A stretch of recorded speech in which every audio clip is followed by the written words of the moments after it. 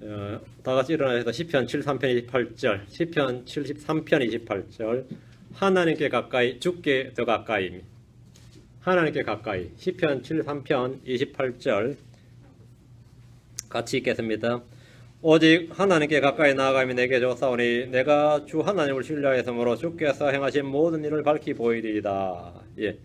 오직 하나님께 가까이 나아가면 내게 좋사오니, 이제 우리 성경에 이제 굿이라고 되어 있는 이 부분이 이제 개혁 성경에 다 복으로 번역 되어 있어요. 그러나 개혁 성경은 오직 하나님께 가까이 나아감이 내게 복이 오니 뭐 이런 식으로 되어 있습니다. 내게 좋사오니 하나님께 가까이 나아감. 오늘 하나님께 가까이, 하나님께 가까이. 장을 기도합니다. 위대하시고 거룩한 주 하나님 감사합니다. 함께 해주셔서 오늘 주의 말씀을 선포할 때 주의 기름 부음이 차고 넘치게 해주시고 주의 은혜가 가득하게 해주시고 참으로 주의 영이 신의 산에 강림하신 것처럼 또 오순절에 성전에 강림하신 것처럼 아버지 하나님 또 고넬료 집에 듣는 성도들의 위에 강림하신 것처럼 저희 위에 이 시간 강하게 임하여 주실 간구합니다. 그래서 저희 모든 성도들이 하나님의 말씀을 들을 때 동일하게 주의 영으로 말씀을 듣도록 인도해 주시고 이 말씀이 마음에 차고 넘치도록 인도하여 주시며 제가 하나님께 가까이 더 가까이 주님과 완전히 밀착하는 그런 성도들 되도록 도우시며 주께서 말씀하신 바 너희가 내 안에 가라 나도 너희 안에 가리라 하신 말씀대로 바로 머리와 지체처럼 뿌리와 가지처럼 그렇게 하나됨이 있도록 도와주십시오. 감사드리며 주의 성기도 합니다. 아멘. 앉으시기 바랍니다. 하나님의 영이시기 때문에 우리 눈에 보이지 않습니다. 성경은 아무도 하나님을 본 사람이 없고 볼 수도 없다고 말씀하십니다. 하나님은 하늘이 그분의 처소이고 우리는 땅에 거하고 있습니다. 그러면서 성경은 하나님께서 멀리 계시다고 하지 않습니다. 하나님은 우리와 멀리 계신 분이 아니다. 하나님은 우리가 멀리 떨어져 계시지 않다 이렇게 말합니다. 하나님은 어디에나 계신 무소부재하신 분입니다. 무소부재하신 분이다. 시편 139편으로 갑니다. 7절 8절. 시편 139편 7절 8절. 주 하나님이 어디에 계신가? 주 하나님은 각 사람에게 멀리 떨어져 있지 않다. 시편 139편 7절 8절입니다. 내가 주의 영을 떠나 어디로 가리까? 혹은 내가 주의 앞을 떠나 어디로 피하리까? 내가 하늘로 올라갈지라도 주께서 거기 계시오며 내가 지옥에 내 침상을 펼지라도 보소서 주께서 거기 계시나이다. 주님은 하늘, 땅, 지옥 어디 장소가 중요한 게 아닙니다. 주님이 계신 곳은 어디냐? 내가 있는 그곳이 주님이 계신 그곳이다 이 말입니다. 내가 있는 그곳이 주님이 계신 그곳이다. 그럼 내가 침대에 있으면 주님 침상에 거기 계신 겁니다. 내가 감옥에 있으면 주님 거기 계신, 내가 병원에 있으면 거기 있는 겁니다. 내가 어디 있는, 내가 직장에 있으면 거기 주님이 있다. 내가 지옥의 침상을 펼지라도 보소서 주께서 거기 계시나이다. 주님은 높고 높은 곳에만 계시지 않습니다. 하나님 우리 앞에 계시고 우리 위에 계시며 우리 뒤에 계시며 우리 옆에 계시며 우리 곁에 계시고 우리 함께 계시고 믿는 우리 안에 거하십니다. 하나님의 말씀 여기 멀리 있지 않습니다. 신명기 30장 11절 14절. 앞으로 신명기로 합니다. 30장 11절 14절. 신명기 30장 11절 14절. 내가 이날 내게 명령하니 이 명령은 내게 숨겨지도 아니하고 멀리 있지도 아니하니라. 그것은 하늘에 있지 아니하니 그러로 내가 이르기를 누가 우리를 위하여 하늘에 올라가 그것을 우리에게로 가지고 와서 우리가 그것을 듣고 행하게 하려 하지 아니할 것이요 그것은 바다 건너에 있지 아니하니 우리가 그러므로 내가 이르기를 누가 우리를 위하여 바다를 건너가 그것을 우리에게로 가지고 와서 우리가 그것을 듣고 행하게 하려 하지 아니하리라. 오직 말씀이 내게 심히 어디 있다? 심히 가까이 있어 내 입에 있으면 내 마음에 있나니 그러므로 내가 그것을 행할 수 있느니라. 오직 말씀이 내게 심히 가까이 있어. 주님은 어디에나 계시고 말씀 우리와 심히 가까이 있습니다. 하나님의 말씀은 내게 심히 가까이 있어 이렇게 말합니다. 우리는 주의 말씀을 찾아서 멀리 하늘이나 바다 건너나 산속 깊은 곳이나 저 중동의 어느 지역으로 사막이나 뭐 어디로 갈 필요 땅속 깊은 곳 어디를 파고 들어가야 되는 것이 아닙니다. 심히 가까이 있어. 사도 바울은 수천 종의 신들을 섬기던 아테네 사람들 향해서 이렇게 말씀을 증언했습니다. 자, 사도행전으로 갑니다. 17장 27절 28절. 사도행전 17장 27절 28절. 내가 이게 필사적으로 좀 말씀을 천천히 전할 테는 속도를 줄일 테니까요. 잘 따라 들으세요. 사도행전 17장 27절 28절. 이것은 사람들로 하여금 주를 찾게 하려 하심이요 혹시라도 주를 너도못 찾다가 발견하게 하려 하심이라. 그분은 우리 각 사람으로부터 멀리 떨어져 계시지 아니하나니. 그분은 우리 각 사람으로부터 멀리 떨어져 계시지 아니하나니 이는 우리가 그분 안에 살며 움직이며 존재하기 때문이라. 이러므로 너희의 시인들 가운데 어떤 사람들이 이르되 우리 또한 그분의 자손이라 하였느니라. 하나님 결코 멀리 떨어져 있지 않습니다. 어떤 형제가 죄를 짓고 감옥에 갔는데 너무 두렵고 떨려서 마음이 낮아졌습니다. 그는 무사히 감옥에서 나갈 수 있도록 주께 간절히 기도했습니다. 주께 간절히 기도. 이 미국의 감옥이 얼마나 무서운지 모른다면 제일에 갔다가 다시 프리즌으로 가죠. 프리즌 거기는 진짜 뭐 두렵고 떨리는 곳이죠. 응? 두렵고 떨려요. 너무나 두려워서 이 삼진아웃제에 걸려가지고 음주운전 3번에 걸려가지고 감옥을 간 거예요. 너무나 두려워서 나이도 늙었는데 너무나 두려워 떨려서 막 마음이 낮아졌어요. 마음이 한없이 낮아져서 주님께 막 계속 기도를 하는 거예요. 속으로 막 계속. 응? 그래서 그런 수감 생활하는 동안에 죄수들이 득실거리는 그 감옥에서 성경을 20번이나 읽었다고 합니다. 저한테 간증을 했어요. 그런 중에 말씀에 물론 마음과 양심이 깨끗해지고 자신의 영이 새롭게 되는 체험을 했습니다. 그는 감옥에서 나오자마자 기쁜 마음으로 지역교회를 찾았는데 감방에서 만났던 주님, 그 감옥에서 자신이 만났던 그 주 하나님, 자기와 함께 계셨던 그 주님이 자기가 간 그 교회에 없어서 방황을 했다고 합니다. 감옥에 있었는데 감옥에 있던 주님이 교회에 가니까 없더라 이거예요. 그 교회가 세리토스 장로교회였어. 내가 세리토스 장로교회 주님이 없는 게 아니라 자기가 문제였겠죠. 교회가 문제는 아니었겠죠. 감옥에도 있었다는 거예요. 자기 나한테 그 이야기를 하는데 제가 되게 웃었어요. 근데 감옥에서 하나님 말씀으로 자신이 완전히 깨끗해졌다는 거예요. 그럴 수 있습니다. 주님이 어디에 계시는가는 장소의 문제가 아니라 누구와 함께 계시는가의 문제입니다. 장소의 문제가 아니라, 공간의 문제가 아니라 누구의 문제라고요? 사람의 문제입니다. 공간의 문제가 아니라 사람의 문제입니다. 주님은 자신의 성도들과 교제하기를 원하시며 가까이 오라고 말씀하십니다. 빌립보 4장 5절에 너의 절제를 모든 사람이 알게 하라. 주께서 가까이 계시느니라. 주께서 가까이 계시느니라. 주님은 가까이 멀리 계시지 않습니다. 성경은 주께서 가까이 계시느니라 이렇게 말씀합니다.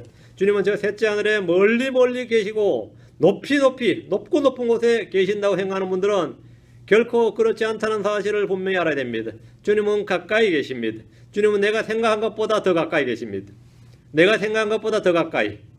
야고보서 5장 9절에 형제들아 서로 불평하지 말라. 그리하여야 너희가 정죄를 받지 아니하리라. 보라 심판자께서 문 앞에 서 계시느니라. 보라 심판자께서 어디에? 문 앞에 서 계시느니라. 심판자께서 어디에 계시는지를 잘 보십시오. 심판자께서 문 앞에 서 계시느니라 하십니다. 주님 내가 있는 그곳에 거기에 계십니다. 나는 언제나 주님의 시야 안에 있습니다. 아이들이 놀 때 감독하는 부모나 교사는 그 아이를 보고 있습니다. 마찬가지로 주님은 우리가 살고 있는 삶의 현장에 함께 계십니다. 내가 집에 있든 직장에 있든 교회에 있든 식당이나 놀이터에 있든 심지어 감옥에 있든 주님은 거기 문 앞에 서 계십니다. 주님이 나의 곁에 있으며 가까이 계신다는 말씀을 신뢰하면 그만큼 주의 임재도 생생하게 체험할 수 있습니다. 주님 어디에 계시는가? 주님 어디에 계십니까? 마태복음 18장 10절 두세 사람이 내 이름으로 함께 모인 곳에 나도 거기에 그들의 한가운데 있느니라. 나도 거기에. 그러니까 주님이 안 빠진단 말이죠. 주님이 주의 이름으로 모인 곳에 여러분이 주님을 초청하지 않아도 주님은 나도 거기에 그들의 한가운데 있느니라. 거기에 주님 계신다 이 말입니다. 성도들이 주의 이름으로 모인 곳에 거기에 주님이 계십니다. 왜 성도들이 모이기 힘드는지 아십니까? 왜 우리가 이렇게 자주 모이기 힘드냐? 바쁜 세월에 모임 속에서 주의 임재를 더 깊이 체험할 수 있기 때문입니다. 주님은 우리 가운데 거하십니다. 주님은 제자들에게 보라 내가 세상의 끝까지 항상 너희와 함께 있느니라 하시니라. 아멘. 보라 내가 세상의 끝까지 항상 누구와 함께? 너희와 함께. 공간이 중요한 게 아닙니다. 누구가 중요합니다. 주님이 계신 곳은 어떤 공간이 아니라 내가 있는 그곳에 함께 있다. 너희와 함께 있느니라 하시니라. 아멘. 주님은 헛소리나 농담이나 거짓말하지 않습니다. 주님은 지금 우리와 함께 계십니다. 시편 65편 4절입니다. 73편 28절 두 구절. 시편 65편 4절 73편 28절 주께서 택하시고 주께서 가까이 오게 하사 주의 뜰에 거하게 하는 사람은 복이 있나이다. 주께서 택하시고 주께서 가까이 주께 가까이 오게 하사 주께 가까이 오게 하사 주의 뜰에 거하게 하는 사람은 복이 있나이다. 우리가 주의 집 곧 주의 거룩한 전에 좋은 것으로 만족하리이다. 구약에서 주께서 택하시고 주께 가까이 오게 하사 주의 뜰에 거하게 하신 사람들은 이스라엘 백성들입니다. 이스라엘 남자들이 1년에 3번 반드시 주의 전으로 나와서 자신을 하나님께 보여야 됩니다. 특별히 주께서 택하시고 가까이 오게 하사 주의 뜰에 거하게 한 사람들이라면 이스라엘 사람들 중에서는 또 레위 사람들입니다. 레위 사람들 중에서는 땀 제사장들입니다. 구약에서 성전이 하나님의 집이라 불렸다면 신약에서는 교회가 하나님의 집이라 불립니다. 교회로 모여서 성도들이 함께하는 사람은 복이 있습니다. 각자 자신의 몸이 성전이라고 해서 모임을 거부하고 멸치한 이들이 있지만 지역교회는 주께서 친히 세우신 제도이고 진리의 기둥과 터전이고 하나님의 집입니다. 하나님의 성도들을 친히 택하시고 가까이 오게 하신 사람들, 그들이 바로 크리스천들입니다. 한때 우리는 하나님과 멀리 떨어져 있었습니다. 그러나 이제는 지금은 예수 그리스도의 피로 가까워졌습니다. 에베소서로 갑니다. 2장으로 갑니다. 에베소 2장에서 세 구절을 봅니다. 에베소 2장 13절, 16절, 17절. 에베소서 2장 13절, 16절, 17절. 한때 멀리 떨어져 있던 너희가 이제는 그리스도 예수님 안에서 그리스도의 피로 가까워졌느니라. 옛날에는 far off, 주님과 far off. 지금은 near to God입니다. 가까이 멀리 떨어져 있었는데 지금은 예수의 피로 가까워졌느니라. 예수님의 피는 멀리 떨어지던 우리를 가깝게 하는 겁니다. 전에 우리는 죄인이었기 때문에 마음으로부터 주님과 멀리 떨어져 있었습니다. 행실로도 주님과 멀리 떨어져 있었습니다. 모든 것이 주님과 반대점에 있었습니다. 멀리 떨어졌던 너희가 지금은 그리스도 예수님 안에서 그리스도의 피로 가까워졌느니라. 17절. 17절. 또 십자가로 원수되게 하는 것을 죽이사 16절 17절입니다. 또 십자가로 그 원수되게 하는 걸 죽이사 친히 십자가로 이 둘을 한 몸으로 하나님과 화해하게 하려 하심이라. 또 그분께서 오셔서 멀리 떨어져 있던 너희에게와 가까이 있던 그들에게 화평을 선포하셨느니라. 멀리 떨어져 있던 너희란 말씀은 우리가 하나님과 적대 관계였고 하나님을 알지 못하고 미워하던 자들이었기 때문입니다. 그런데 예수님께서 오셔서 화평의 복음, 화평을 선포하셨습니다. 예수님을 통해 우리는 하나님과 가깝게 되었습니다. 자, 골로새서로 갑니다. 1장 20절 22절. 골로새 1장 20절에서 22절. 그분의 십자가의 피를 통해 화평을 이루었사 그분으로 말미암아 모든 것들이 즉 내가 말하노니 그분으로 말미암아 땅에 있는 것들이나 하늘에 있는 것들이 자신과 화해하게 하셨느니라. 한때는 너희가 사악한 행위들로 인해 멀리 떨어져 한때는 멀리 떨어져 있어. 너희 생각 속에서 원수가 되어서는 지금은 그분께서 죽음을 통해 자기 육체의 몸으로 화해를 이루사. 한때 우리는 사악한 행위들로 인해서 하나님과 멀리 떨어져 있었고 생각 속에서도 하나님과 원수가 되었습니다. 그러나 지금은 예수의 십자가의 피를 통해서 화평을 이루셨고 그분께서 죽음을 통해 자기 육체의 몸으로 화해를 이루셨습니다. 이제 우리는 주님께 가까이 나아갈 수 있습니다. 언제든지 은혜의 왕자 앞으로 나아갈 필요를 나아가서 우리의 모든 필요를 아뢰을 수 있고 은혜를 구할 수 있습니다. 여러분 언제든지 하나님께 나아가서 필요를 아뢰을 수 있고 은혜를 구할 수 있습니다. 하나님께로 나아가는 새롭고 산 길이 열렸습니다. 우리의 생각 속에는 언제나 주 하나님이 계십니다. 우리의 몸 안에는 주님의 영이 거하십니다. 주 하나님은 우리 속에 거하시며 우리는 그분 안에 거하고 있습니다. 시편 73편 28절. 시편 73편 28절. 오직 하나님께 가까이 나아감이 내게 좋사오니 내가 주 하나님을 신뢰하였으므로 주께서 행하신 모든 일을 밝히 보이리이다. 오직 하나님께 가까이 나아감이 내게 좋사오니 우리는 하나님께 가까이 나아감이 좋습니다. 하나님께 가까이 나아가는 방법은 간단합니다. 기도로 주님 앞으로 갈 수 있습니다. 시편 히브리서 10장 19절에서 22절. 히브리서 10장 신약에 들어와서 히브리서 10장 19절에서 22절입니다. 히브리서 10장 19절에서 22절. 그러므로 형제들아 우리가 예수님의 피를 힘입어 새롭고 살아있는 길로 지성소에 들어갈 담대함을 얻었는데 이 길은 그분께서 우리를 위하여 희장과 자기 육체를 통해 거룩히 구분하신 것이니라. 또 하나의 집을 다스린 대제사장께서 우리에게 계심으로 우리 마음이 뿌림을 받아 간양심으로부터 벗어나고 우리 몸은 순수한 물로 씻겼으니 우리가 믿음의 충만한 확신 속에서 진실한 마음으로 가까이 다가가자. 가까이 다가가자. 우리가 가까이 다가가자. 이 말씀대로 우리는 예수님의 피를 힘입어 하나님께 가까이 다가갈 수 있습니다. 하나님은 아득히 멀게 느껴지거나 하나님의 여러분이 멀리 없이 느껴질 수도 있어요. 내 느낌은 그래. 하나님 어디 계신가?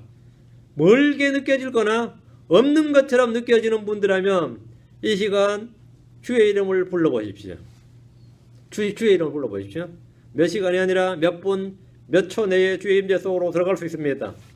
주님 앞으로 나아가는 데는 오랜 시간이 걸린 것이 아닙니다. 몇 년, 몇십 년의 시간이 걸린 게 아니라 주의 이름을 부르는 바로 그 순간 주님 앞으로 나아가 있습니다.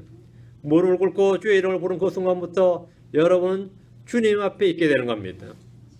여러분이 주님 앞으로 나아갔든지 주님이 여러분 앞으로 나왔든지 여러분 주님의 면전에 있습니다. 우리가 주 앞에서 하려는 기도는 허공으로 사라지는 것이 아니라 주 앞에 있는 금향로 속에서 향기를 내는 향입니다. 하늘의 성소에서 피어나는 향은 성도들의 기도입니다. 계시록 갑니다. 5장 8절, 8장 3절 4절. 계시록 5장 8절, 8장 3절 4절. 그분께서 책을 취하심에 네 짐승과 24장로가 저마다 하포와 향이 가득한 금병들을 가지고 어린 양 앞에 엎드렸는데 이 향은 성도들의 이 향은 성도들의 기도라. 이 향은 성도들의 기도라. 나의 기도가 모두 주님 앞에 있습니다. 이 향은 성도들의 기도라. 이 말씀에 주목하십시오. 기도는 주께 드리는 영적 희생물입니다. 그것은 다 주님 앞에 드려집니다. 올려집니다. 뒤로 와서 8장으로 합니다. 3절 4절. 계시록 8장 3절 4절. 또 다른 천사가 그 명령을 가진 채 와서 제단 앞에 서고 많은 향을 받았으니 이것은 그가 그 향을 모든 성도들의 기도와 함께 그 왕자 앞에 있던 금제단 위에 드리려 함이더라. 성도들의 기도와 함께 피어난 향의 연기가 그 천사의 손에서 나와 하나님 앞에서 위로 올라가더라. 자, 보시죠. 향이다. 향. 성도들의 기도와 함께 피어난 향의 연기가. 성도들의 기도와 함께 피어난 향의 연기는 하나님 앞에서 위로 올라갑니다. 우리가 기도를 한다는 것은 주님의 임재 앞으로 가는 겁니다. 주님 임재 앞으로, 주님 앞으로 가까이 나아가는 겁니다. 주님은 우리 안으로 들어오는 겁니다. 자, 우리는 상한 마음을 가짐으로 주께 가까이 갈 수 있습니다. 주께서는 상한 마음을 가진 사람들에게 가까이 계십니다. 시편 34편 18절. 시편 34편 18절입니다. 시편 34편 18절. 주께서는 상한 마음을 가진 자들에게 가까이 계시며 통회하는 영을 가진 자들을 구원하시는도다. 주께서 누구에게 가까이 계신다고요? 예, 상한 마음을 가진 자들에게, broken heart입니다. 상한 마음을 가진 자들에게 가까이 계시며, 우리는 어떨 때 마음이 상합니까? 다양하죠. 한국 사람들은 얼마나 스트레스를 많이 받고 마음이 많이 상한지 몰라요. 한국 사람들만큼 마음이 이 유리병보다 약한, 그렇게 잘 긁히고 상하고 더럽혀지고 깨지고 그냥 정말 막 그렇습니다. 말 한마디에 그냥 말 한마디에 그냥 마음이 팍 상해가지고요. 그죠? 말 한마디에 그런 예는 허다합니다. 성도들 이런저런 일로 마음이 상할 때 낙담하고 아무 일도 하고 싶지 않을 때가 많이 있습니다. 교회에서 너무 많이 마음이 상했다는 지체들이 부지기수입니다. 지체들에게 마음이 상했다는 분들 많이 있습니다. 무엇보다 자신의 연약함과 허물이 드러날 때 마음이 상한 일은 더 많습니다. 하나님의 말씀에 마음이 상한 자들도 있습니다. 강단에서 선포되는 설교에 마음이 상해버린 혼들은 교회에서 불평을 하기도 하고 쓴뿌리를 품고 대적하기도 하고 그 교회를 떠나버리기도 합니다. 사도들의 말씀 선포의 유대인들 중에 마음이 상한 자들이 있었습니다. 마음이 상했다. 그때 그들이 한 일이 뭐겠습니까? 마음이 상하면 어떻게 될 것 같아요? 한번 봅시다. 사도행전 5장 33절. 사도행전 5장 33절. 보통 죄들죠 뭐. 마음이 상하면 죄들어요. 사도행전 5장 33절. 그들이 그 말을 듣고 마음이 상하여 그들을 죽이려고 의논하더라. 엄청난 거죠. 마음이 상해서 죽이려고 그랬어요. 마음이 상해서. 그럼 우리가 딱 들으면 어떻게 되죠? 그럴 만도 하네. 이해가 되죠. 아니 뭐 그런 일로 그러시냐 그런 게 아니라 이해가 된다고. 하나님의 말씀을 듣고 마음이 상했다는 것은 주께서 그들을 구원하시기에 가장 좋은 상태고 주께서 그 사람과 가까이 계시는 때입니다. 주님은 마음이 상한 자들과 함께 계시기 때문입니다. 그들 가까이 계시기 때문입니다. 내가 마음이 많이 상했다요. 오늘 내가 마누라 때문에 마음이 상했고 자식 때문에 마음이 상했고 뭐 시자 들어가는 뭐 시아버지 시동생 뭐 시어머니 시자 들어가는 뭐 시금치 시편까지 다 시자 들어가는 거 다 싫어요. 그럴 때 마음이 상했다. 이거 마음이 상했어요. 그죠? 그런데 마음이 상한 자들에게 주님 뭐 한다고요? 가까이 계시며 말씀에 마음에 찔리고 반응하고 있다는 것은 지금 성령이 강력하게 그 사람에게 일하고 있는 순간이기도 합니다. 그래서 주께서 가까이 계신다는 증거고 주께서 가까이 계신다. 그런데 이들의 반응은 죄를 깨닫고 회개함으로 주께 가까이 가는 대신에 그 말씀을 전하는 사도들을 죽이려고 의논을 했습니다. 사도행전 7장으로 갑니다. 54절. 사도행전 7장 54절을 보십시오. 사도행전 7장 54절. 이번에 스데반이 설교를 했는데 스데반은 백성들 앞에서 구약을 관통하며 주의 말씀을 증언했습니다. 정말 이 명설교를 했어요. 사도행전 7장을 보면 성령 충만한 그의 말씀 선포는 듣는 이들의 마음에 격한 반응을 불러일으켰습니다. 듣는 사람의 마음에 아주 듣는 사람이 무덤덤하게 하품하며 듣는 게 아니라 격한 반응을 불러일으켰어요. 54절. 그들이 이것들을 듣고 마음이 상하여 그를 향해 이를 갈거늘. 마음이 상해서 그를 향해 이를 갈거늘. 주의 말씀을 듣던 이들은 성령의 검에 마음이 상했습니다. 주님은 그들 가까이에 있었고 그들은 회개하고 복을 믿으면 주님께 가까이 갈 수 있었습니다. 그런데 이들은 스데반을 향해서 이를 갈았습니다. 마음이 상하는 일은 나쁜 일이 아닙니다. 내가 마음이 상했다면 자기의 상한 마음에 집중하지 마십시오. 주님이 나와 가까이 계십니다. 주께서는 마음이 상한 자들에게 가까이 계시며 내가 마음이 상했다면 나에게 상처를 준 사람에게 집중하지 마십시오. 이놈을 내가 버릇을 고쳐놓고 말겠다. 응? 내가 이놈을 본때를 보여주기 말겠다. 내가 못하면 주여 이놈을 심판해 주시옵소서. 이럴 필요가 없어요. 주께서 마음이 상한 나와 함께 계십니다. 나와 가까이 계십니다. 상한 영은 뼈를 말리지만 이것은 주께서 구하시는 희생물입니다. 시편 51편 17절. 시편 51편 17절에 하나님께서 구하시는 희생물은 상한 영이라. 오 하나님이여 상하고 통하는 마음을 주께서 멸시하지 아니하시리이다. 주께서 구하시는 것은 상한 영이다. 상한 마음이다. 그것이 희생물입니다. 희생물이에요. 전 이곳저곳 아는 교회들 내에서 형제자매들의 다툼에 대한 소식을 많이 듣습니다. 특히 최근에 많이 들었어요. 마음이 너무 상해서 어쩔 줄 모르는 목사님들이나 지체들의 이야기도 많이 있습니다. 목사는 목사님들대로 지체들도 지체들대로 다 할 말들이 많이 있습니다. 할 말들이 많아요. 며칠 전에도 전화했는데 별거 없으시죠? 그러니까 별일 많았습니다. 요즘 옛날엔 별거 없으시죠? 다들 예의치에서 인사드리는 건 별일 없습니다. 근데 지금은 안 그러더라고. 그냥 왜 많죠? 그래요. 별일 다 많아요. 별일이 없을 리가 없지. 왜 살아있으니까. 문제가 없는 것은 공동묘지밖에 없어요. 문제가 없는 것은 공동묘지밖에 없고 산 사람들이 있는 모든 곳에는 문제가 있습니다.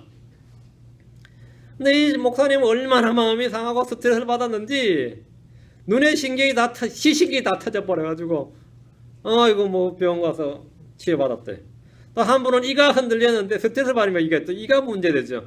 이가 다 흔들리고 빠져서 지금 선식을 하고 있다. 이렇게 음식을 못 먹으니까 선식을 하고 죽 같은 거 있죠. 선식이 있어요. 가루 타가지고 막 마시는 그런 분들도 있고 아예 사람들과 교제를 끊어버리고 전화도 안 받고 뭐도 안 받고 잠수를 타신 분들도 있고 잠수를 타신 분들도 있고 다음에 분노하면서 일을 가는 분들도 있어요. 분노하면서 일을 가는 분들도 있고 별의별 분들이 다 반응은 다 다양합니다. 상한 영이 뼈를 말린다는 말대로 마음이 상할 때 건강도 상합니다. 영과 몸의 건강은 밀접한 관련이 있습니다. 잠언 18장 14절에 사람의 영이 그의 병약한 것을 지탱하려니와 상처 입은 영은 누가 감당하리요? 누가 감당합니까? 이거 답을 모르면 안 돼요. 상처 입은 영은 누가 감당하리요? 아무도 감당 못합니다. 하나님이 감당합니다. 상한 영은 하나님께 받으신 희생물이고, 상한 영을 가진 자, 마음이 상한 자는 주님께서 거기에 가까이에 계십니다. 여기서 우리는 영과 몸의 관계를 보게 되는데, 뿐만 아니라 몸이나 감정이 상하듯이 영이 상할 수 있음도 보게 됩니다. 영을 상하게 하는 것은 삐뚤어진 혀와 마음의 슬픔입니다. 잠언 15장 4절에 온전한 혀는 생명나무이나 삐뚤어진 혀는 영을 상하게 하느니라. 잠언 15장 13절에 즐거운 마음은 얼굴을 밝게 하나 마음의 슬픔은 영을 상하게 하느니라. 이렇게 영이 상했어요. 영이 상했어요. 그런데 이런 와중에 우리는 슬퍼만 할 수는 없습니다. 주님은 마음이 상한 자들 가까이 계십니다. 마음이 상한 자들 가까이. 내 이 상한 마음을 막 뒤집어 보여줄 수도 없고, 답답해 미치겠는데, 속이 타서 죽겠는데, 이거를 의학적 용어로 뭐라 그러죠? 화병이라고 그럽니다. 이게 화병인데, 이쪽 서양 사람들은 이것을 이름을 붙일 줄 몰라가지고요, 국제의학 사전에 화병하고 적혀 있어요. 한국어 발음을 그대로 써서 화병하고 적혀 있는데, 그 설명을 쫙 적혀 있어요. 극심한 스트레스를 받을 때 생기는 마음이에요. 저쩌고 이게 나오는데, 그게 한국 말이 그대로 국제의학 표준 용어가 된 게 화병입니다. 화병. 화병이에요. 화병 생긴다고. 예. 주님은 마음이 상한 자들 고치시고 그들의 상처를 싸매시는 분입니다. 시편 147편 3절입니다. 시편 147편 3절. 마음이 상한 자들을 고치시고 그들의 상처를 싸매시는도다. 누가요? 누가?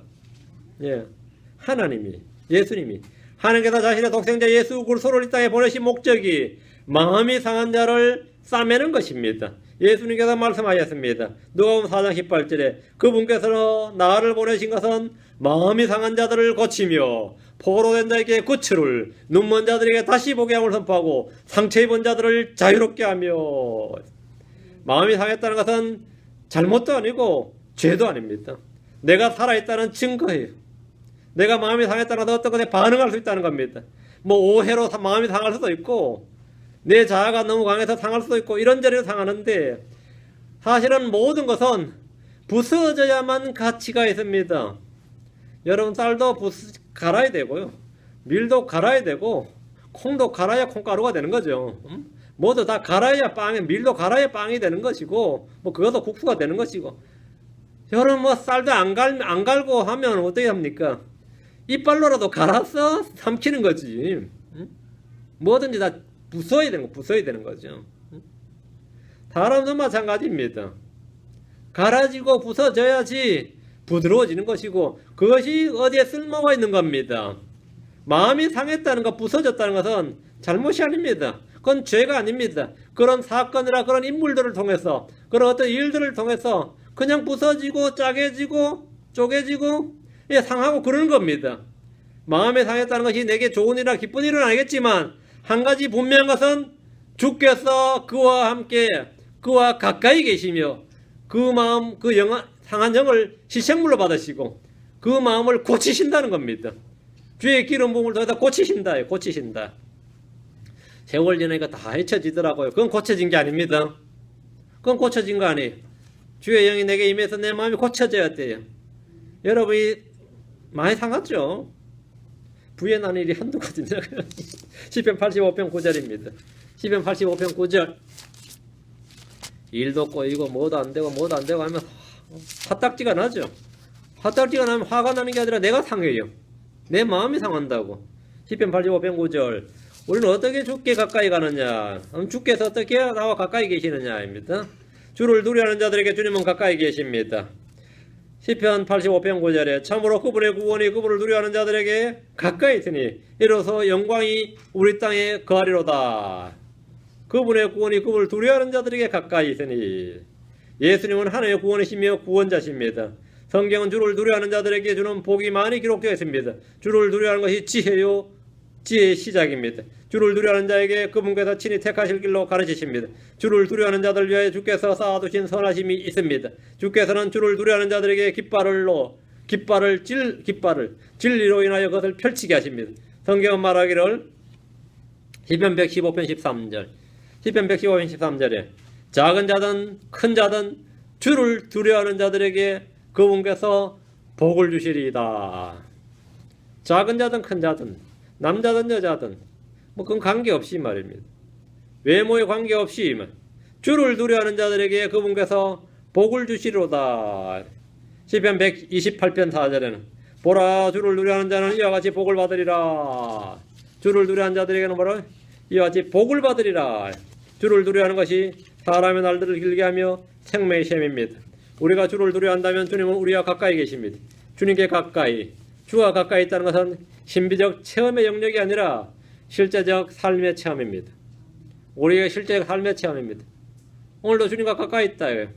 여러분 성령 인도를 받는다든지 뭐 성령을 체험한다든지 이런 게 신비한 게 아닙니다. 우리 일상의 영역입니다. 우리 일상의 삶의 영역이에요. 주님은 나와 멀리 떨어져 있지 않습니다. 주님의 눈은 언제나 우리 위에 있고 우리가 가는 모든 길 위에 있습니다. 주님의 눈은 우리의 마음속 중심을 다 살피고 계십니다. 주님의 눈은 오늘 나의 머리털 하나까지 다 세시고 나의 발걸음까지도 다 세고 계십니다.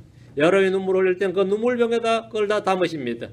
나에선 얼음에 처했을 때 이렇게 기도했습니다. 시편 69편 18절에 내 혼에게 가까이 오사 내 혼을 구속하시며 내 원수들로 인하여 나를 건지소서. 내 혼에 가까이 오사 내 혼에게 가까이 오사. 주님께서는 우리에게 가까이 오시고 우리를 건지시는 분입니다. 우리의 사정을 다 살피십니다. 우리를 도우시는 분입니다. 우리를 인도하시는 분이고 우리를 가르치시는 분이고 우리를 싸매시는 분이고 우리를 치유하시는 분이고 우리를 구원하시는 분입니다. 주님 우리의 모든 필요를 공급하시는 분입니다. 주님 우리에게 가까이 계십니다. 멀리 떨어져 있지 않습니다. 지금 내가 멀리 와 있어서 나중에 갈게 그러지 않습니다. 지금 주님께 시간이 없어서 못 가겠는데 그러지 않습니다. 여러분이 구하는 그 순간에 여러분 주님 앞에 있게 됩니다. 주님은 여러분 앞에 있습니다. 여러분 곁에 있습니다. 여러분 안에 있습니다. 주께서는 진리 안에서 자신을 부르는 자들에게 가까이 계십니다. 자, 시편 145편 18절. 시편 145편 18절. 이 컵 안에 이거 뭐 집어넣으면 안 돼요. 이거 내 입에 들어가면 씹게 돼요. 그걸로요. 시편 145편 18절. 시편 145편 18절. 예. 주께서는 진리 안에서 자신을 부르는 자들이 가까이 계십니다. 주께서는 자신을 부르는 모든 자, 잘 말씀 잘 보셔야 됩니다. 주께서는 자신을 부르는 모든 자, 자신을 부른다. 주의 이름을 부르는 자죠. 아니면 주께 기도하는 자입니다. 주께 간구하는 자, 주께 울부짖는 자. 주께서는 자신을 부르는 모든 자, 곧 진리 안에서 자신을 부르는 모든 자에게 가까이 계시는도다. 진리 안에서 자신을 부르는 모든 자에게. 우리는 기도할 때 주의 이름으로 기도해야 되고 주의 말씀으로 기도해야 됩니다. 진리 안에서 자신을 부르는 모든 자에게 가까이 계시는도다. 만애들이 아무리 기도해도 응답이 없다고 합니다. 응답 없다 해도 안 되더라요. 어떤 사람은 아무리 외쳐도 주님이 어디 계신지 모르겠다고 합니다. 그러다 하나님은 어디에도 없다는 무신론자들이 큰 소리를 칩니다. 증거대보라. 주님 어디 계시냐 이거예요. 분명히 주님은 모든 사람 가까이 있다고 했는데 왜 주님을 찾았다는 이가 거의 없는 겁니까? 나는 주님을 만났다. 주님을 발견했다. 주님은 사실 가까이 계셨다. 이렇게 체험했다는 분, 이런 간증을 하는 사람은 사실 거의 없습니다. 분명히 주님은 모든 사람이 가까이 있다고 하는데 왜 가까이 있다고 증언한 이들이 없냐고요. 왜 주님을 찾았다는 이가 없는 겁니까? 주님을 찾아도 사람들이 주의 응답을 받지 못하는데 그 이유가 있습니다. 그래서 주님이 없다고 그들은 결론을 내는 거죠. 없다고 결론 내려요. 자꾸 주님을 찾아들 때 체험을 하면 주님은 계신다. 주님은 내 곁에 계신다. 이렇게 간증하겠죠. 근데 그런 간증이 별로 없단 말입니다. 잠언 1장 24절 30절입니다. 그 이유가 잘 나옵니다. 잠언 1장 24절 30절.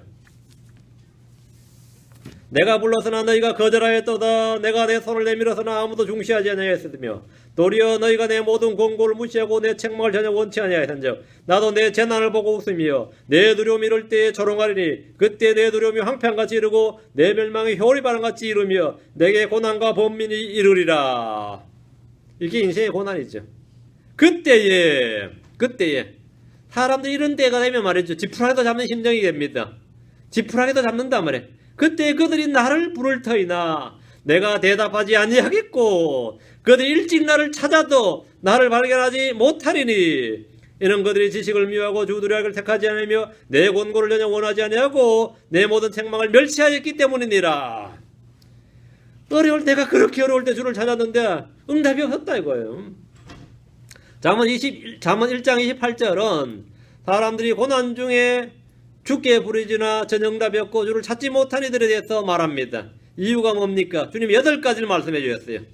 8가지를 말씀해 주셨습니다. 내가 그렇게 나를 찾고 부르짖을 테이나 내가 응답하지 않는다. 너희들은 나를 발견할 수 없다. 왜 그러냐 이거. 첫째가 내가 불러서나 너희가 거절하였도다. 둘째가 내가 내 손을 내밀어서나 아무도 중시하지 아니하였도다. 셋째, 너희가 내 모든 권고를 무시했다. 넷째, 내 책망을 여전히 원치 아니하였도다. 다섯째, 지식을 미워했다. 여섯째, 주두려하기를 택하지 않았다. 일곱째, 내 권고를 여전히 원치 않았다. 여덟째, 내 모든 책망을 멸시했다.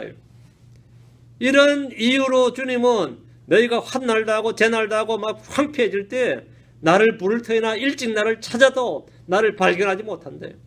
주님께서 거기 가까이 있다 하더라도 그들은 나를 발견하지 못한다 이거죠. 이런 사람은 주님이 곁에 계셔도 앞에 계셔도 위에 계셔도 뒤에 계셔도 주님을 발견할 수가 없습니다. 아무리 주님을 불러도 주님은 대답하지 않으십니다. 주님은 진리 안에서 자신을 부르는 모든 자에게 가까이 계십니다.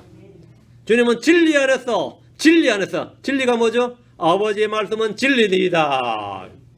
아버지의 말씀은 진리니이다.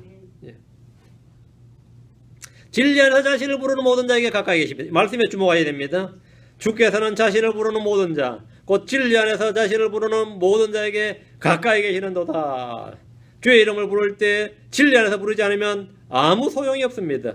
진리 안에서 부른다는 것은 주의 말씀, 주의 뜻을 행하면서 불러야 한다는 말입니다. 마태복음 7장 21절에 내게 주여 주여 하는 자가 다 하늘의 왕국에 들어가지 아니하고 오직 하늘에 계신 내 아버지의 뜻을 행하는 자라야 들어가리라. 주여 주여 한다고 들어간 게 아니다 이 말입니다. 하늘에 계신 내 아버지의 뜻을 행하는 자라야 들어간다. 아버지의 뜻이 뭡니까? 예수를 믿는 겁니다. 모든 사람이 구원을 받고 진리의 지식을 아는데 이르기를 원하느니라. 그것이 아버지의 뜻입니다. 이들은 주의 이름을 불렀지만 하늘의 왕국에 들어가지 못했습니다. 이들은 주의 이름을 불렀지만 주님께서 그때 내가 그들에게 밝히 말하되 내가 너를 결코 알지 못하였노라. 불법을 행하는 자들아 너희는 내게서 떠나라. 이렇게 말씀하십니다. 주께서 자신을 부르는 자, 곧 진리 안에서 자신을 부르는 모든 자에게 가까이 계십니다. 진리 안에서 주의 이름을 부른다는 것은 주의 뜻대로 주의 말씀에 귀를 기울이면서 주의 뜻을 행하려는 의지와 소원을 가지고 주를 불러야 한다는 겁니다. 우리가 귀를 돌려서 율법을 듣지 않으면 주의 이름을 아무리 불러도 소용이 없습니다. 그런 기도는 주께 가증한 것이 됩니다. 잠언 28장 9절에 사람의 귀를 돌려 율법을 듣지 않으면 그의 기도조차 가증한 것이 되리로다. 사악한 자가 드리는 기도는 사악한 희생물이다 했습니다. 사악한 기도는 더욱 사악한 것, 더욱 주께 가증한 것이다. 주의 이름을 부를 때는 자신을 부를 때는 뭐냐? 진리 안에서 부른 자, 진리 안에서 부른 자에게 주님께 가까이 계신다. 다음 우리는 하나님께 가까이 나아가야 됩니다. 하나님께 가까이 나아가라. 하나님은 자신에게 가까이 나아가는 자에게 가까이 오십니다. 내가 하나님께 한 발짝 나아가면 주님은 두 발짝 내게 다가오십니다. 자, 야고보서로 갑니다. 4장 8절. 야고보서 4장입니다. 야고보서 4장 8절. 네. 하나님께 가까이 나아가라. 그리하면 그분께서 너에게 가까이 오시리라. 너희 죄인들아 너희 손을 정결하게 하라. 두멍을 품은 자들아 너희 마음을 순결하게 하라. 주님께 가까이 나아가면 그분께서는 그 사람에게 가까이 오시리라. 복음서에 보면 주님께 가까이 가기 위해서 그분이 계신 곳 위에 지붕을 뜯은 사람들이 있습니다. 가까이 가기 위해서. 그렇죠. 주님은 그들 향해 믿음을 칭찬하셨고 병자를 고쳐주셨습니다. 주께로 가까이 나온 자들 중에서 주께 긍휼과 은혜를 입지 못한 사람이 단 한 사람도 없습니다. 여러분 복음서에서 주께 가까이 나온 사람들 중에서 주께서 거절하신 사람이 없다 이 말입니다. 백부장은 주께로 갔을 때 주께서 내가 가서 그를 고쳐주리라 이렇게 말씀해요. 백부장이 주께 나오니까 주님은 내가 가서 그를 고쳐주리라 이렇게 말씀하셨습니다. 주님께 가까이 나왔을 때 주님은 그에게 가까이 오셨습니다. 주님이 이스라엘에게 말씀하시기를 이사야 45장 10절에 이사야 45장 10절에 민족들로부터 도피한 자들아 너희는 모여서 오라 함께 가까이 오라. 자기를 위하여 새긴 형상의 나무를 채우며 구원하지도 못하는 신에게 기도하는 자들은 지식이 없도다. 이렇게 말씀하셨습니다. 그런데 우상들에게 가까이 가지 말고 내게 가까이 오라고. 모여서 오라. 함께 가까이 오라 했습니다. 주님 오라 가까이 오라고 하십니다. 주님은 죄인들을 부르십니다. 주님은 수고하고 무거운 짐진 자들을 부르십니다. 주님은 목마른 자들과 줄인 자들을 부르십니다. 오라 내게로 오라고 하십니다. 주님은 도피한 자들과 멀리 흩어진 자들을 부르십니다. 극심한 스트레스로 고생하는 자들 주님 부르십니다. 여러분이 마음이 상했으면 주님은 가까이 오라 가까이 오라 오라 내게로 오라 너희는 모여서 오라 함께 가까이 오라고 하십니다. 주님은 언제나 초청하십니다. 어린아이들도 주님께 나왔을 때 주님은 어린아이들이 내게 오는 것을 허락하고 그들을 막지 말라. 하늘의 왕국은 그런 자들의 것이니라. 주님은 누구든지 막지 않으십니다. 누가 오든지 주님은 가까이 오라고 하시지 너는 거기서 다 떠라 이렇게 하지 않습니다. 그가 세리든 창녀든 바리새인이든 사두개인이든 이방인이든 주님은 다 오게 허락하셨습니다. 그가 어린아이든 여자든 주님 개의치 않으셨습니다. 가까이 오게 하셨습니다. 가까이 오게. 심지어 문둥병 걸린 자라도 주님 가까이 오는데 전혀 문제 없었습니다. 사람들은 물론 싫죠. 문둥병자 가까이 오면 싫죠. 주님은 전혀 개의치 않으셨습니다. 자기 손을 대셨어요. 가까이 어느 정도 가까이 왔냐면 자기 손을 대시며 내 믿음대로 할지어다 이렇게 깨끗함을 입을지어다. 주님은 가까이 누구도 막지 않으셨습니다. 누구도. 주님께 나오면 결코 줄이지 않습니다. 주님께 나오는 자는 결코 내쫓기지 않습니다. 요한복음 6장 37절에 아버지께서 내게 주시는 모든 자는 내게로 올 것이요 내게 오는 자는 내가 결코 내쫓지 아니하리라. 결코 내쫓지 아니하리라. 그러나 불구하고 사람들은 주님께 나오는 걸 원치 않습니다. 나오는 걸 원치 않습니다. 구원 예정론이나 선택이나 운명론과 달리 성경은 사람들이 구원받지 못하는 것은 그들이 창세전에 선택받지 못해서가 아니고 은총을 입지 못해서가 아니라 주께 나오기를 원치 않기 때문이라고 말씀합니다. 주님은 모든 사람에게 동일하게 비를 내리시고 동일하게 해를 비추십니다. 주님은 누구에게든지 빛을 비추십니다. 다 비추신다. 근데 누구는 믿고 누구는 믿지 못하냐? 이 고민을 해결하지 못한 사람들이 뭘 하죠? 선택설 예정론을 주장하는 겁니다. 운명론이죠 사실은. 유대인들은 선택받은 민족이었지만 그들은 주님의 초청을 거부하고 오려하지 않았습니다. 그럼 구원받지 못했습니다.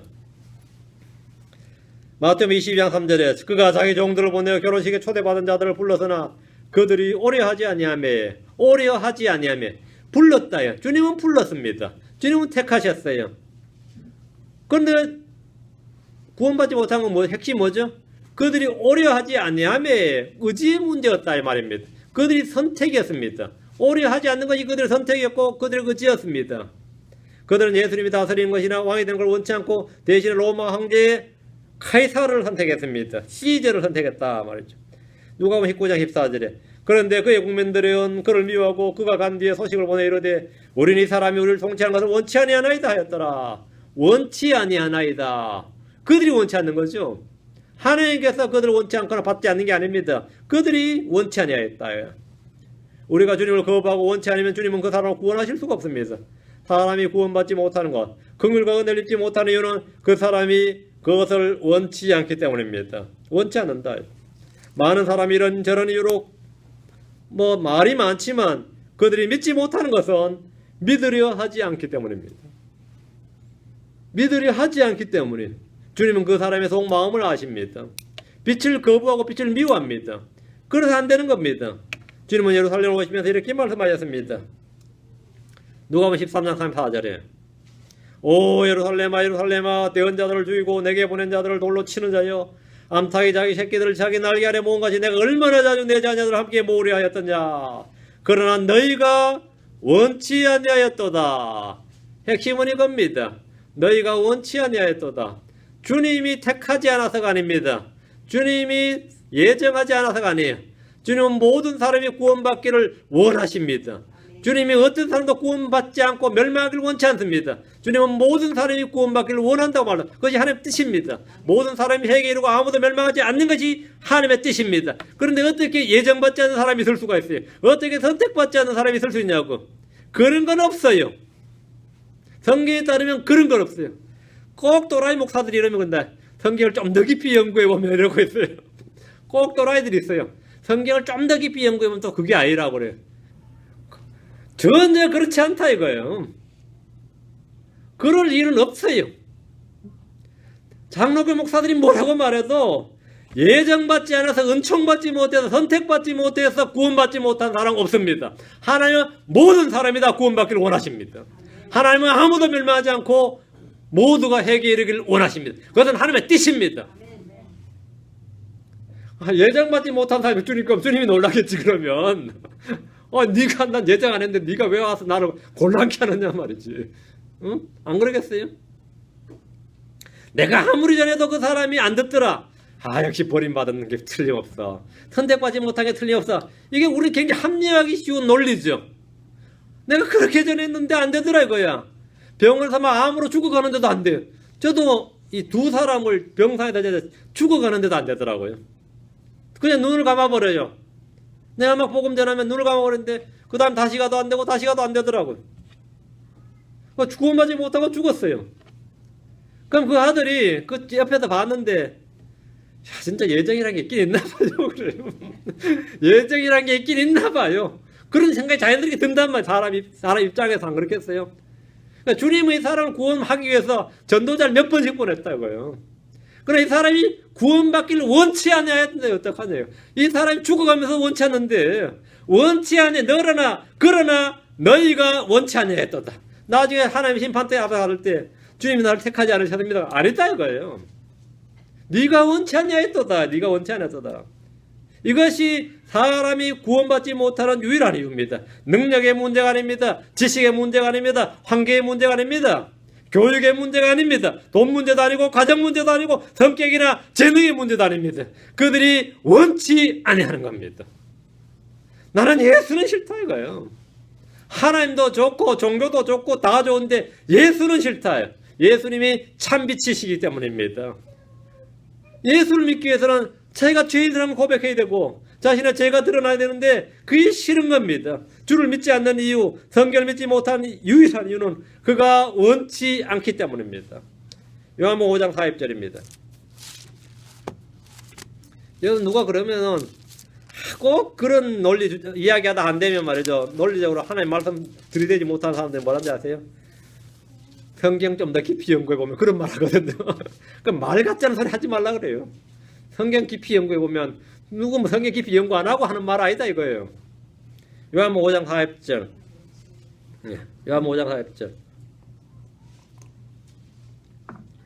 그러나 너희는 생명을 얻기 위해 내게 오기를 원치 아니하는도다. 주님은 모으려고 하셨습니다. 주님은 그들에게 구원을 전해주셨고 구원하기를 원해서 내게 오라고 초청하셨어요. 초청을 했는데 부르셨는데 뭐가 문제냐고. 내게 오기를 원치 아니하는도다. 그건 주님도 어떻게 할 수 없다 이겁니다. 성경을 탐구하면 예수님 누구인지 알 수 있지만 당시 유대인들은 주님께 오기를 원치 않았습니다. 지금 이 시대의 사람들도 마찬가지입니다. 기독교 국가는 전통을 가진 나라들조차 믿는 자들은 갈수록 줄어들고 있습니다. 이미 이곳 미국의 교회들은 텅텅 비어가고 죽어가고 있습니다.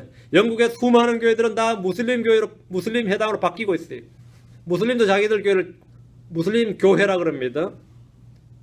여러분 이 LA에 있는 절당 있죠. 부디스트 철치라 그래요. 이 철치란 말은 이 기독교에서만 쓰는 게 아닙니다. 모든 종교가 다 씁니다. 모든 종교가. 요 노럽길에도 가면 그 무슨 철치 있죠. 그 힌두교 사원입니다. 철치라고 들어갔다가는 그냥 기절할 겁니다. 힌두교 사원이에요. 한국 사람들은 절이 절대 철치라는 말 안 쓰고 교회는 절대 사원이라는 말 안 쓰는데 여기서는 베프티스트 템플이 있습니다. 침례교 사원. 베프티스트 템플 있고 부디스트 철치가 있어요. 철치와 템플이 구분 없습니다. 핵심이 뭐냐? 지금 교회들이 죽어가고 있대요. 안 믿는다 이거예요. 생명을 얻기 위해서 죽게 오기를 원치 않기 때문입니다. 이제 우리는 믿는 자들로서 주께 가까이 나가야 됩니다. 매 순간 주님을 찾고 주의 이름을 불러야 됩니다. 주님은 가까이 곁에 계실 뿐 아니라 우리 안에 거하십니다. 우리 속에서 일하시고 걸으시고 말씀하십니다. 예수님은 내 안에 거하라 나도 너희 안에 거하리라 이렇게 말씀하셨습니다. 예수께서 우리 안에 계시면 몸은 죄로 인해 죽었습니다. 우리 몸은 우리 안에 계신 성령님의 전입니다. 성경은 고린도서 13장 5절에 너희가 믿음 안에 있는지 너희 자신을 살펴보고 너희 자신을 입증하라. 예수께서 너희 안에 계신 줄을 너희가 스스로 알지 못하느냐. 그렇지 않으면 너희는 버림받은 자니라. 예수께서 너희 안에 계시지 않으면 너희는 버림받은 자라고. 크리스천이란 예수가 그 사람 안에 있는 사람입니다. 예수 그리스도가 그 사람 안에 있는 사람, 성령이 그 사람 안에 있는 사람이어야 크리스천입니다. 생명이 내 안에 있어야 내가 산 사람인 것처럼 그리스도가 내 안에 있어야 내가 크리스천인 겁니다. 그리스도가 내 안에 없는데 크리스천이다. 그건 말이 안 되죠. 그건 말이 안 되는 겁니다. 주님이 가까이 계신다는 사실은 내가 느끼든지 느끼지 못하든지 그것은 사실, 팩트입니다. 그것은 우리의 믿음으로 확증이 됩니다. 이제 주의 오심이 가깝습니다. 그럼 우리에게 필요한 것이 무엇입니까? 야고보서 5장 8절, 베드로전서 4장 7절. 야고보서 5장 8절, 베드로전서 5장 7절, 4장 7절. 너희도 인내하고 너희 마음을 굳건히 하라. 주의 오심이 가까이 다가오고 있느니라. 주의 오심이 가까이 다가오고 있느니라. The coming of the Lord draws nigh. 가까이 다가오고 있느니라. 주의 오심이 가까이 다가오고 있느니라. 얼마나 가까이 다가오고 있는 것 같아요? 광속으로 오는 것 같아요. 어때요? 가까이 다가오고 있습니다. 인내하고 마음을 굳건히 하는 것이 좋습니다. 주의 오심이 가까이 다가오고 있습니다. 오늘 하루가 지나가는 것은 세월이 가는 것이 아니라 그날 그 시각이 다가오고 있는 겁니다. 가까이 오고 있는 겁니다. 가까이 오고 있는 거예요. 세월이 빨리 지나간다는 것은 주의 오심이 그만큼 빨리 오고 있다는 뜻입니다. 여러분이 얼마나 빨리 오고 있는지 모릅니다. 얼마나 빨리 오고 있는지 몰라요. 베드로전서 4장 7절.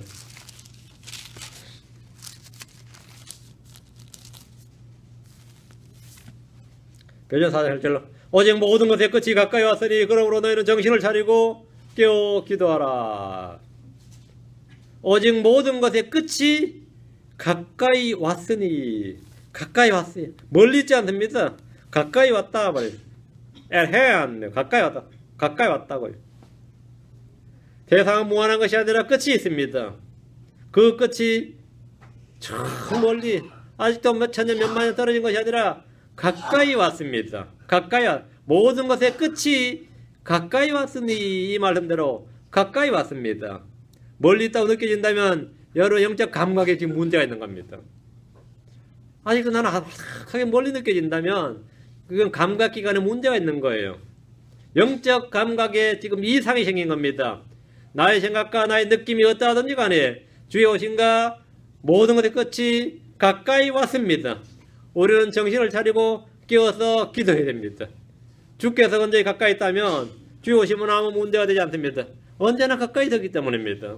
나는 주님과 언제나 가까이 있었고 주님이 언제나 나에 가까이 계셨기 때문에 그건 사실은 뭐 아무 문제가 없습니다.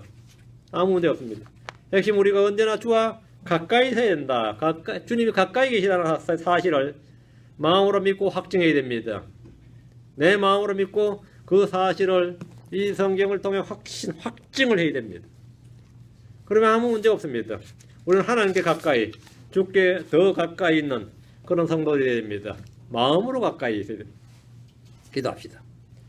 이래가지고 거룩하신 주 하나님 감사합니다. 오늘 주의 말씀을 선포했습니다. 성도, 이 말씀을 들은 모든 성도들이 주님과 더욱 밀착할 수 있도록 도와주시고 또 은혜와 긍휼을 많이 베풀어 주셔서 서로 주님 곁에 주님 안에 거하는 삶을 살 수 있도록 해주시며 늘 성령의 끌림을 받고 인도받도록 도우실 간구합니다. 전능하신 주 하나님께서 은혜 베풀어 주시고 새로운 말씀을 계속 묵상함으로 말미암아 참 주의 오심이 가까이 있고 모든 것의 끝이 가까이 왔다는 이 경각심을 갖게 하시고 아버지 저희가 정말 이 모든 일에서 절제를 드러내 볼 수 있도록 주께서 가까이 계시느니라 하신 말씀대로 또 모든 일에서 심판자께서 문 앞에 계시는 것처럼 그렇게 인식하고 살아가도록 해주실 간구합니다. 감사드리며 주의 성기도합니다. 아멘. 예, 찬양 한 곡 하고 마치겠습니다.